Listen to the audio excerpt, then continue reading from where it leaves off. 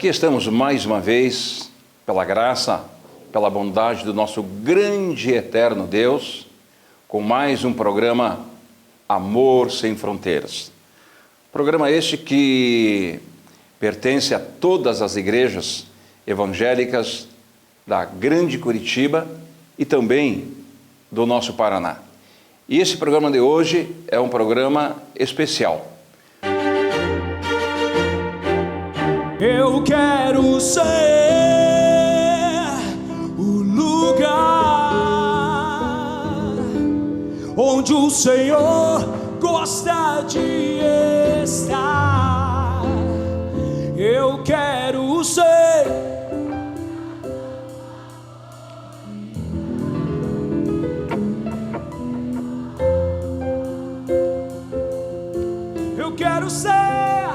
Eu quero ser o lugar onde o Senhor gosta de estar. Eu quero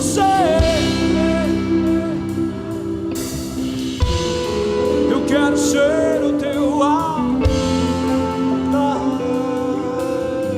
Encontra em mim, ó Deus. Encontra em mim, ó Deus, algo de valor. Eu quero atrair tua presença,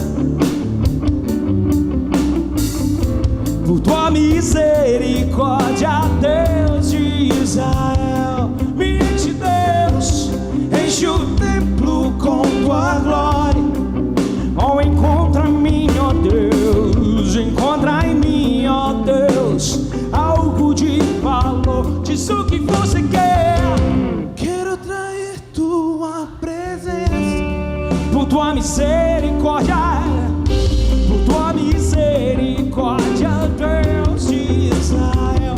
Diz, me enche, Deus, enche o templo com tua glória. E restaura, Pai, restaura a casa caída de Davi, para que os povos saibam que há um Deus em Ponta Grossa, Yeshua. No lugar onde o Senhor gosta de estar. Eu quero ser tua casa favorita. Quero ser o teu altar. Deus, eu quero ser. Deus, eu quero ser. Eu quero ser o lugar onde o Senhor gosta de estar. Quero ser tua casa favorita. Eu quero ser teu altar. Encontra em mim, ó Deus, a tua voz mais forte que a nossa. Declara.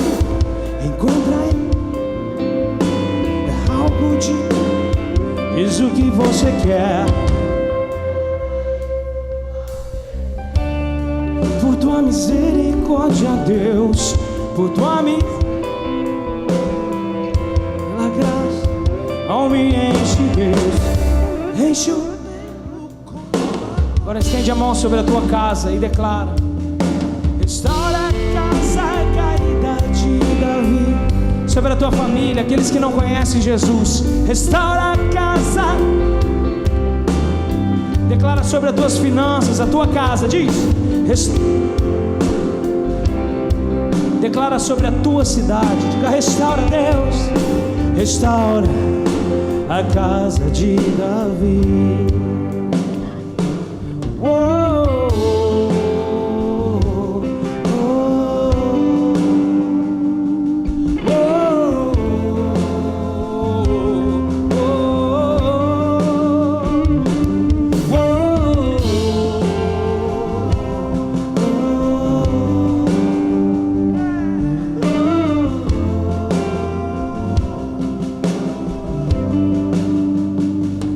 Quando a igreja junta suas taças. A Bíblia diz, fala em Apocalipse 5 sobre taças.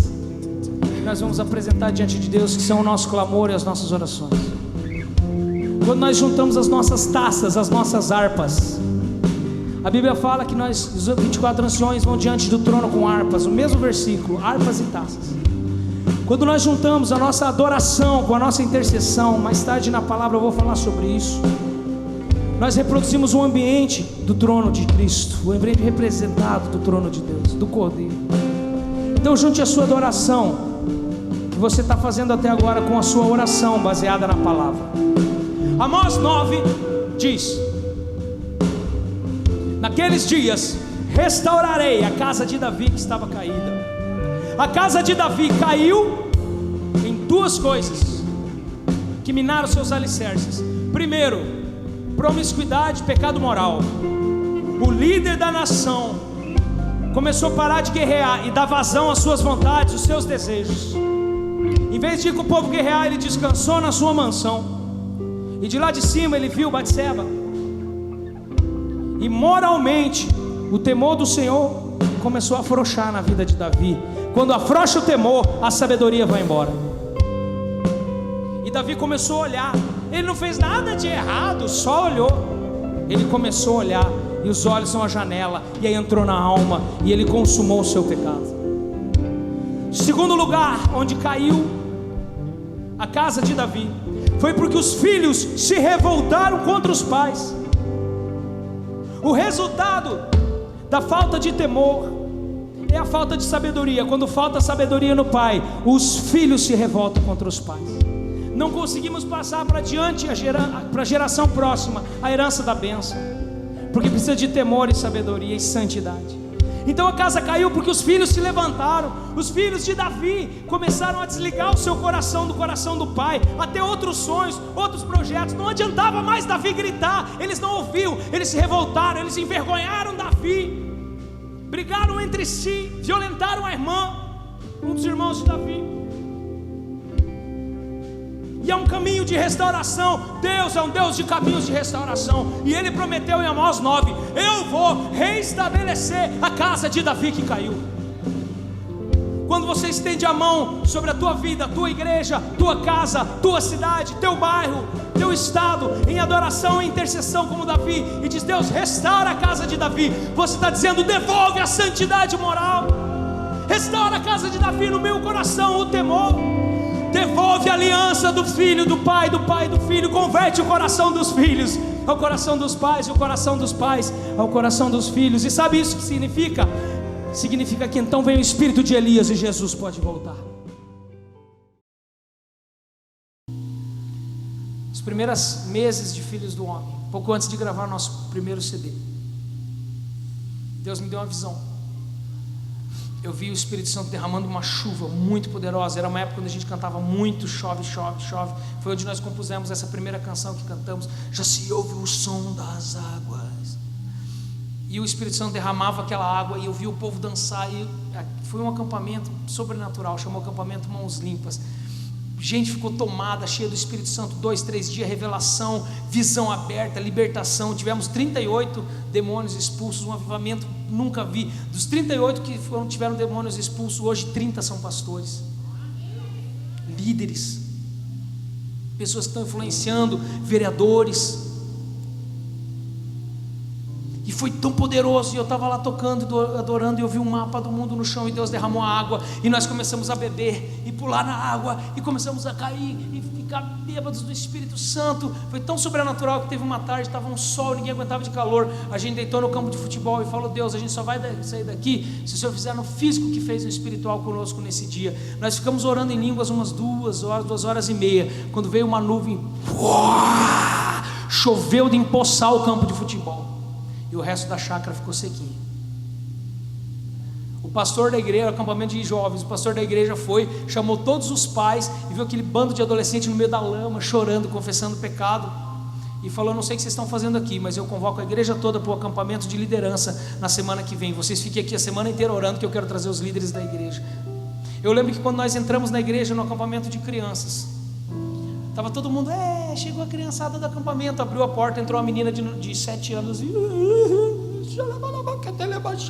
Entrou, chegou na primeira cadeira, 7 anos ela tinha. Põe a mão na cabeça da pastora assim: filha minha, não fui eu que tirei você daquele rio quando você era pequena e se afogou, que a tua mãe estava lavando a roupa na beira do rio e se afogou?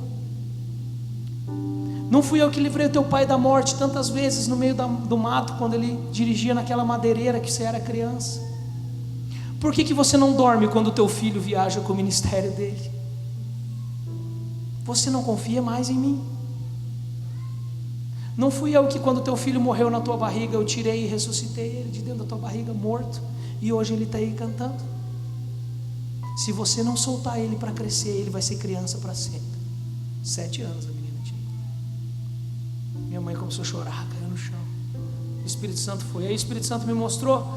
Só que conforme eu ia vendo, a água ia secando, o chão ia absorvendo, as pessoas iam bebendo, de repente acabou a água, ficou todo mundo pulando no seco, os pés começaram a sangrar, a se machucar. Eu falei: Deus, o que está acontecendo? Por que tanto avivamento acontece e nunca continua? Por que a gente fica contando história de coisas que aconteceram e não acontece de novo? Por que a gente conta a história dos pastores que começaram o nosso ministério e muitas vezes a gente acaba emulando com a emoção? Porque tarda o verdadeiro avivamento. Deus falou: porque eu derramo e vocês estão esperando a chuva, eu derramo e vocês não represam a água. Mas nos próximos 15 anos eu vou ensinar a minha igreja a represar a água, e a igreja vai aprender a represar a água, e não só represar, mas conduzir a água para o ponto da necessidade das famílias, das casas, da igreja. Você vê que eu sempre, quando intercedo, começo em casa, família, eu, água, cidade. Eu vou ensinar a igreja a levantar 2 margens. Levanta a tua mão direita. Primeira margem, levanta a mão direita comigo. Adoração. Diga: vida de adoração. Adoração, irmão, não é um estilo de vida. É uma pregação inteira, vou fazer em 10 segundos. Adoração não é um estilo de vida. Adoração não é uma atitude. Adoração não é uma música. Adoração é uma reação involuntária. Você não controla quando sai a adoração de você. Adoração é uma reação involuntária que todos os seres do universo têm quando reconhecem Cristo Jesus. Sabe como que eu descobri isso? Porque eu fui estudar na Bíblia qual a primeira manifestação de adoração do Novo Testamento. Falei: Deus, eu quero estudar essa pessoa para saber como foi a vida dela, que ela teve revelado Cristo e começou a adorar. Que é a primeira manifestação, primeira vez que diz prostrou-se, eu procurei essa frase, prostrando-se adorou. Digitei, sabe quem que foi primeiro ser do universo no Novo Testamento, quando Jesus começou seu ministério, que prostrou-se e adorou a Deus? Quem foi? Não foi o gadareno, foi a legião de demônios que estava nele. O demônio foi o primeiro que adorou a Jesus, depois que o ministério dele começou. A Bíblia diz que quando os demônios viram Jesus, prostrando-se e adorando, disseram: Filho de Deus, que tendes tu conosco, não é chegada a tua hora. Eles reconheceram a Cristo. Nesses dias eu fui numa igreja e o pastor falou assim: viu, quero que você venha na minha igreja para ensinar esse povo a adorar, porque não acontece adoração na minha igreja. Está lá, a gente se mata lá na frente, o povo está tudo assim, ó. Nessa época eu fui ordenado. O pastor Luciano pôs a mão na minha cabeça. Luciano Subirá, na minha ordenação, e falou: Deus não te chamou para ensinar as pessoas a adorarem, porque não tem como ensinar alguém a adorar. Deus te chamou para ensinar as pessoas a amarem a Deus, porque quem ama reconhece, quem reconhece adora. Quando falta adoração na nossa vida, irmão, o que falta é conhecermos mais a Cristo. E a Bíblia diz que se a gente buscar em conhecê-lo, Ele vai dar sabedoria, Ele vai se revelar o que busca, dia após dia. Eu falei: Deus, e aí? Adoração. Então, vida de adoração, levante sua mão, é uma vida de reconhecer a Cristo. Margem direita, margem esquerda, diga: oração, intercessão, clamor. Uma vida de adoração e intercessão não é uma noite de adoração e intercessão, e nem um fim de semana de adoração e intercessão, e nem uma vez por semana. É uma vida de reconhecer a Deus. O que acontece quando a gente reconhece? Confia. Sua confiança em Deus, a sua alegria no meio dos problemas mostra que você confia em Deus, e a alegria do Senhor é a nossa. Olha como a Bíblia se encaixa inteira, irmão. Maravilha que é esse negócio. Adoração e intercessão. E eu comecei a tentar estabelecer uma vida de adoração e intercessão. Beleza, estabelecemos, temos uma casa de adoração e intercessão 24 horas em Pato Branco, mas não era isso, Deus queria só na minha vida. Eu comecei, crescendo em aprender dia após dia. Semana que vem eu vou num seminário de adoração e intercessão chamado Harpa e Taça, inclusive, para aprender mais, conhecer mais a Deus, estudar mais a palavra com pessoas que estão na minha frente. Vou crescer. Falta muito, irmão, para mim chegar onde eu quero em Deus. Falta muito.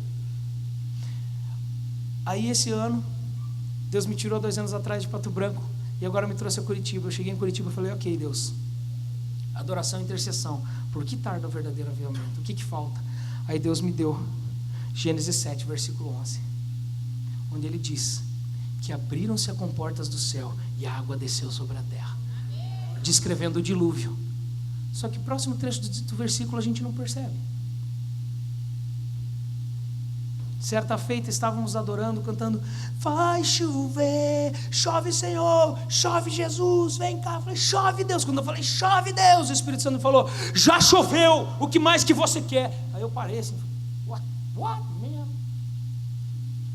Estou aqui adorando. Eu, para de adorar e me escuta então. Eu quero a adoração da sua atenção, não das suas palavras. Você canta, dança, pula, grava CD.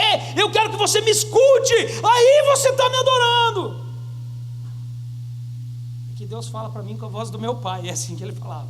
Cada um ouve, né? Conforme ouve, né? Cada um ouve conforme tem que ouvir. Aí Deus falou, já choveu. Eu falei, mas então por que não acontece? Porque chuva não traz dilúvio. O dilúvio vem, Gênesis 7:11, quando abrem-se as comportas do céu e rompe-se as fontes da profundeza da terra, fluirão como um rio de água viva. É quando a água do céu encontra a água que você cava na sua vida que o avivamento acontece. Quem tem ouvidos para ouvir, ouça. Senão a gente vai continuar mais 15 anos pulando e dançando, esperando alguma coisa que acontece. O que você está falando? Eu estou falando para você acordar de manhã com sede. Estenda a mão para receber agora que eu vou te abençoar. Em nome de Jesus, eu profetizo.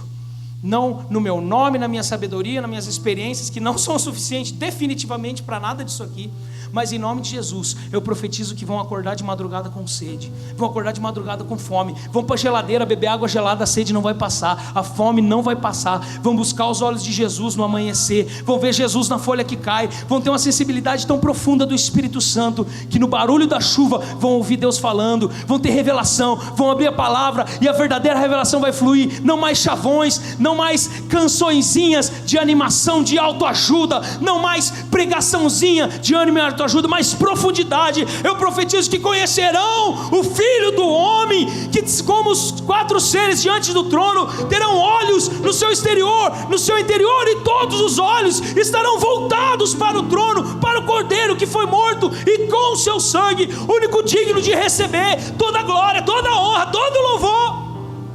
Olhos totalmente, mente, coração físico, vão parar, não vão entender, vão assistir filme no cinema, não vão entender o filme, porque a sua mente e seu espírito vai estar pensando na revelação de quem é Cristo para essa geração.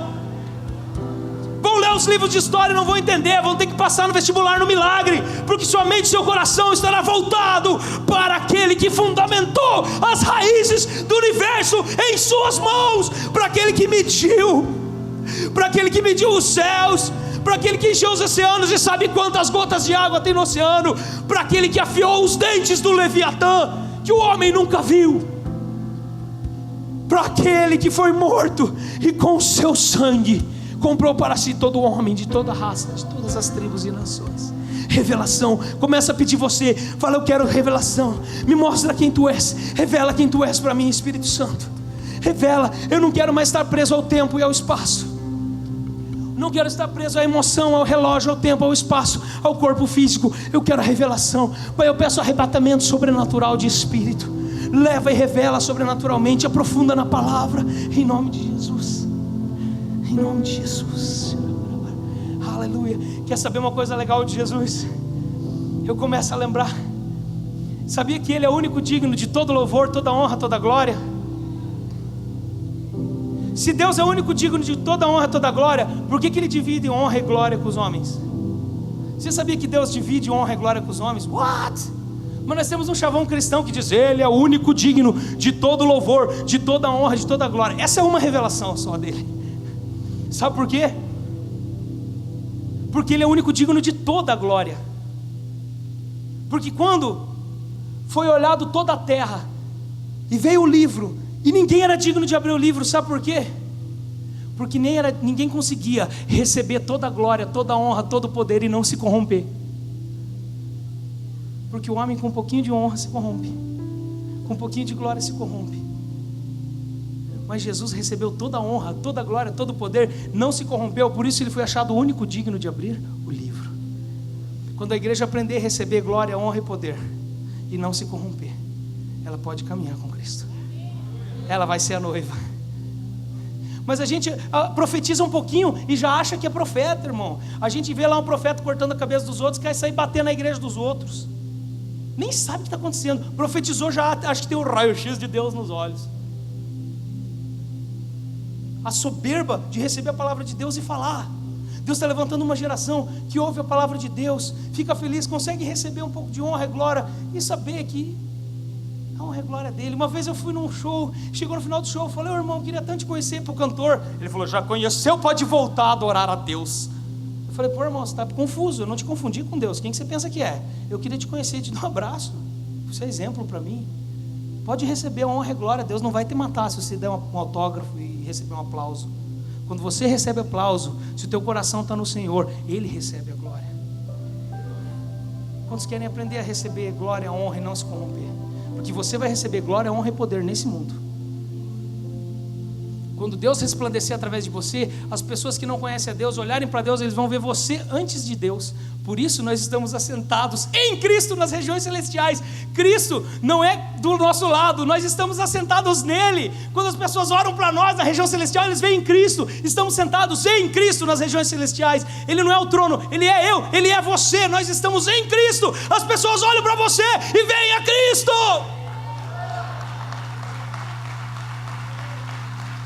Aí você pode abrir sua boca e Cristo fala através de você. Você pode caminhar e seus pés são aí os pés apostólicos da igreja. Quando nós aprendemos a receber glória, honra, poder, e ainda assim conseguimos largar o microfone e pedir perdão quando nós erramos e confessar quando nós pecamos, mesmo depois de toda a honra, glória e poder, você pode voltar para casa para o seu pastor e falar: pastor, essa semana foi difícil, tive alguns pensamentos, o Espírito Santo está trabalhando em algumas áreas, fui soberbo com o irmão, fui metido na pregação. Aí você limpa e volta. Semana que vem, estou aqui, Jesus, pode ficar à vontade para fazer. Quantos querem receber glória, honra e poder de Deus hoje? Põe uma mão no seu coração, a outra estende para o céu e começa a receber. Enche o seu pulmão com ar. Todo ser que respira. Irmão, tinha tanta coisa, agora que tanta coisa que eu queria te falar sobre ele. Yod-He Havahe, Yod-He Vav-He é o nome dele. A pronúncia do nome de Deus em hebraico são letras que não se pode pronunciar porque são o som da respiração do homem. O som do nome de Deus é o som da respiração do homem. Por isso os antigos rabinos disseram que não podia declarar o nome de Deus, tinha que falar uma outra coisa, para falar Ele é. Porque o nome dele não se declara, porque é o som da respiração do homem. Quando ele respirou na boca de Adão, ele injetou em Adão o Espírito de Deus, e Deus passou a ser. Por isso, quando a criança nasce, a primeira coisa que ela faz é... Quando começa a respirar, o Espírito pode habitar na pessoa. E quando a pessoa morre, a última coisa que ela faz é falar o nome de Deus.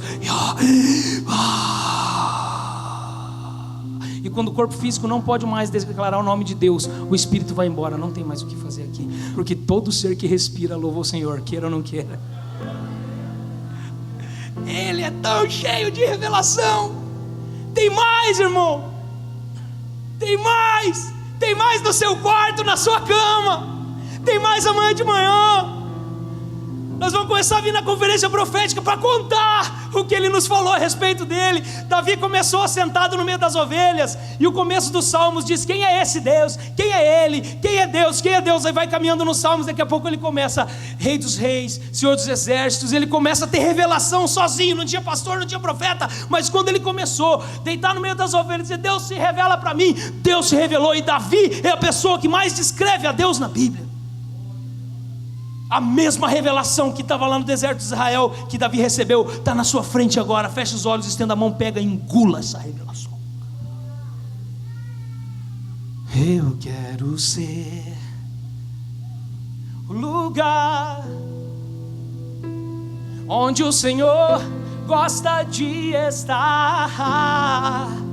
Eu quero ser tua casa favorita, quero ser o teu altar. Aleluia. Eu tinha preparado um apelo tremendo. Todo mundo ia ver estrela essa noite. Mas tem tanta coisa que o Espírito está fazendo dentro de você agora. Se eu achar que tem algum poder para sair de mim sobre você, eu vou estragar. Então eu queria encerrar essa noite assim. Feche seus olhos e diz para Ele quem você quer ser e quem Ele é para você. Começa a falar quem Ele é. Começa a falar. Se você não sabe o que falar, ora em línguas um pouquinho e começa de novo. Espírito Santo, muito obrigado, porque o Senhor se revela para a sua igreja. E eu peço que haja amor e sabedoria para que amem uns aos outros como Cristo nos amou, para que haja unidade, não haja soberba, para que aqueles que estão à frente na hierarquia entendam que é só hierarquia, que não são cargos dados por Deus, são só hierarquia, que o único cargo dado por Deus para nós é o cargo de servos, líderes de 10, líderes de 100, líderes de 1000, para nos organizarmos, mas servos uns dos outros em amor. Pedimos uma geração de líderes que desejam o apostolado, entendendo que apostolado é servidão, Pai. Apostolado não é autoridade, Deus é servidão. Apostolado é ver Deus onde ninguém mais enxergava. Apostolado é cavar no deserto e encontrar água onde ninguém sabia que tinha, Pai. Levanta apóstolos nessa geração, Pai, para que os profetas, evangelistas, pastores e líderes não se percam. Levanta apóstolos nessa geração, um exército de apóstolos, Pai, que possam tocar nos outros ministérios, amar, encontrar água onde as pessoas não encontram, misericórdia onde as pessoas não encontram, Pai, em nome de Jesus, em nome de Jesus. Eu quero ser o lugar onde o Senhor gosta de estar. Eu quero ser casa favorita, quero ser o teu altar.